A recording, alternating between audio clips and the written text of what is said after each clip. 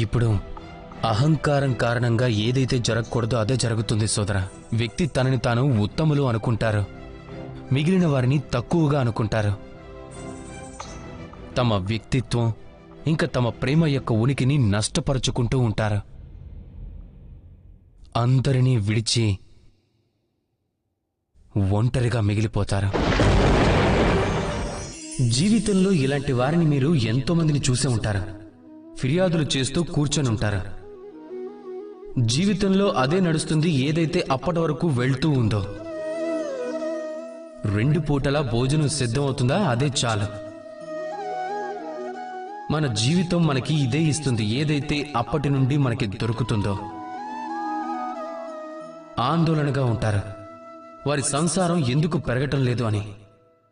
ఆందోళనగా ఉంటారు, వారి శ్రేయస్సు ఎందుకు పెరగడం లేదు అని. ఇక అది జరగనప్పుడు ఆ దోషాన్ని విధి మీదకు తోసేస్తూ ఉంటారు, లేక ఇతర వ్యక్తుల మీదకి. మీరు 2 నిమిషాల పాటు మీతో మీరు ఉండండి, మీతో మీరు మాట్లాడుకోండి, కొంచెం ఆలోచించండి, మీకు అర్థం అవుతుంది. ఈరోజు మీకు అదే లభిస్తుంది ఏదైతే మీకు సదా దక్కుతూ ఉందో. ఎందుకంటే మీరు అదే పనిని చేస్తున్నారు, ఏదైతే సదా చేస్తూ వస్తున్నారో. ప్రత్యేకంగా ఏమీ లేదు, కొత్తగా ఏమీ చేయడం లేదు. జీవితంలో ఏదైనా ఉత్తమమైనది పొందాలి అంటే ఏదైనా ఉత్తమమైన పని కూడా చేయాల్సి ఉంటుంది. ఎంతో కఠినంగా శ్రమించాల్సి ఉంటుంది. ఏదైనా కొత్తది చేసి తీరాలి. ఒకవేళ మీరు ఏదైనా ఆవు నుంచి పుష్టికరమైన పాలని ఆశిస్తున్నట్లయితే అయితే దానికి ఆహారాన్ని కూడా పోషకంగానే ఇవ్వాల్సి ఉంటుంది. ప్రయత్నమే పురోగతికి దారి తీస్తుంది. ఇక లొంగిపోవడం శ్రేయస్సుకు దారి తీస్తుంది.